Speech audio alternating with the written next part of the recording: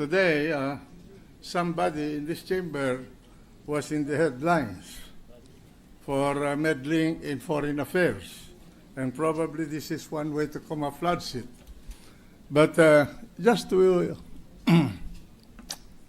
set the record straight, this is the first time in my whole career as a senator that I was accused of railroading or pressuring people in the Senate. Isn't it a fact, Your Honor, that you appeared in that caucus late? Do you remember what time you arrived in that caucus? Yes, When we were all there? Yes, Mr. President. I arrived there late, Yes. but I arrived early enough to capture the essence of what was talked about. Yes. Yes, Mr. President. And we were discussing about the timetable to be undertaken regarding the division of the province of Camarines Sur. Yes, Mr. President. Correct? Correct, Mr. President. And there was Congressman Villafuerte in the room. Yes, correct? Mr. President. Correct. And at the time you entered, the one talking was the chairman of the Finance Committee, Senator Franklin Drilon, correct? Yes, correct, Mr. President. And do you remember what was being discussed at that time? The timeline Correct. regarding the bill, Mr. And President. that was the reason why Congressman Villafuerte was asked to enter the room because I did not know about the timeline that he was talking about. And you did not know this because you were late. Yes, Mr. President, but I don't see the relevance of the point you're making right now because I hardly touched on the details of the caucus, Mr. President. Because I believe the details of Well, what I happened am in asking caucus questions. was I don't irrelevant. think you know the rules. Yes, I can ask you anything under the sun. I'm going to ask some more questions about you. yes, Mr. All President. right. Then I will answer. Then just that, answer my that's irrelevant. question, Yes, please. Mr. President. If you are a gentleman, and I assume that you are, answer my questions. Yes, Mr. President. Now, isn't it that at that point, it was Senator Drilon who was discussing the timeline with Congressman Villafuerte when you entered the room? Yes, Mr. President. And did I say anything to pressure you to favor one side or the other? Precisely, Mr. President. That's not the point. After Senator Drilon spoke, I registered my opposition on the bill, and the Senate President brushed me off. Well- Sani, okay na ito, Mr. Well, President. your opposition should have been registered here because we are going to vote here anyway. And that Yes. was a caucus. We have already agreed on the timeline. And if you remember, the gentleman from Camarines Sur, Congressman Villafuerte, was pleading with us to just have the hearing conducted because they were running on a very, very tight schedule. And as President of the Senate, it was my duty to hear everybody. And that's why precisely I could not decide the issue because I'm not like that. I have to present it to the members of the Senate in a caucus. And whatever is decided by the caucus, I abide by it, even during impeachment. Were you not present in these caucuses? Is there any instance where I ask you or any one of you to vote according to my wishes? Mr. President, I'm asking you a question. That's irrelevant from this. I can cite several instances. You know, it's irrelevant because Yes. you are telling falsehoods here. I take exception to that statement. I Mr. am President. saying you are telling falsehoods here Well, because there are records of our proceedings.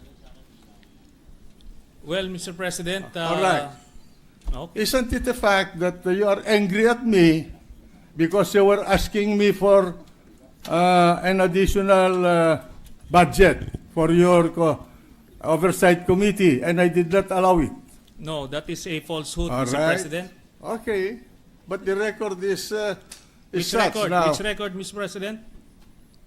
Which record, Mr. President? Can, if you want, if you are actually daring this representation, Mr. President, for us to take out the list that detailed the actual budget for all the oversight, we can go there, but I'm not inclined to, Mr. President. You know, Mr. Senator, I was the one who took you out of the rut where you were imprisoned in Camp Crame.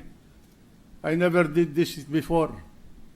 I went out of my way to talk to people so that you can get back here in the Senate, and I guaranteed your presence here. But I'm not saying this because Precisely I want you're you saying to it, Mr. owe President. any favor to me. I'm just putting that on record to show the character of each one of us here. Okay, second, I'm sure that you resented my statement when we were in the cabinet, when you were presenting your supposed position as against the position of the Department of Foreign Affairs, when President Aquino invited me to attend a cabinet meeting on the Scarborough problem, and I told you, who authorized you to make a backroom negotiation with the Chinese for the Scarborough? Yes, and the And President... you were telling me about treason, remember? Yes, and That the President Secretary answered you directly that he authorized me. He told it in your face, Mr. President. What? Yes, that's correct. Oh, that's correct. I accepted that because I Precisely. did not know that you were authorized. But the fact is that I asked you, whom did you talk to in China? I don't need to report to the Senate President, Mr. President. You have a duty I to am not, report what you do obliged. as a senator to this chamber. And in fact, you have a duty to notify the office of the Senate President when you leave this country to go abroad. But I did And not... the only time that I have authorized you is one time. I do not know how many times you have been to China. My understanding is you have been to China talking to the Chinese government for 6 times already. Yes. And I And did that you not... have met them 15 or 16 times. For Yes. what reason, we do not know. Are you becoming a fifth columnist of the Chinese in this country? The Senate President is not privy to the backroom channel talks, and I'm not obliged in any way to I think you divulge. have a duty to inform the people. I'm not. I have already informed the people, but not the Senate President. I'm not obliged to report to the Senate President, and all this line of questioning is irrelevant again. And should this line of questioning continue, I will have to say that I will refuse to yield anymore the floor. No, I'm asking you. I'm asking you a question. You went to China. You asked the ambassador of the Philippines there, Madam Brady, for a meeting, and you said, do not take notes during our conversation. And you called the Secretary of Foreign Affairs a traitor. In fact, you told me that he committed treason. Yes, it was an executive session, and we're not supposed to And I divulge will what's read. happening in You the... want? I will read into What- the record your conversation with Brady But it's and supposed his to notes be... to the Department of Foreign It's Affairs. supposed to be a confidential matter. Yes, but there's nothing confidential. Even in the executive meeting, cabinet meeting, in the cabinet meeting in Malacanang, Mr. President, I will refuse to answer if that's Because going you to be the cannot line. answer the No, questions I'm because going it's to ask going you to about be your improper meeting. in this particular interpretation. Because you cannot answer I the can questions answer. I'm going to I ask can you. answer, but I won't be baited into that trap. You met, The point you met here Brady. is, Mr. President, this is Mr. how I President, felt. may I request this gentleman Mr. President, to in be that case, admonished. I will refuse to yield the floor anymore Well, for in that case, I any will read it interpretation. to the record the notes that Mrs. Brady or Ambassador Brady wrote about your conversation with her in Beijing on August 12, 2012. You want me to read point this? of order, Mr. President. You want me to read this? A point of What is the order. point of order? The gentleman from the Bicol? Senate President may reveal sensitive information pertaining to foreign relations and national security, and I believe it is out of order in You this do not teach me what session. the parliamentary proceedings. I'm not answerable to anybody about There's a what point I of say order, in this hall. Mr. President. The Senate President may proceed. All right, and I have here the white paper that you've been writing about the Secretary of Foreign Affairs.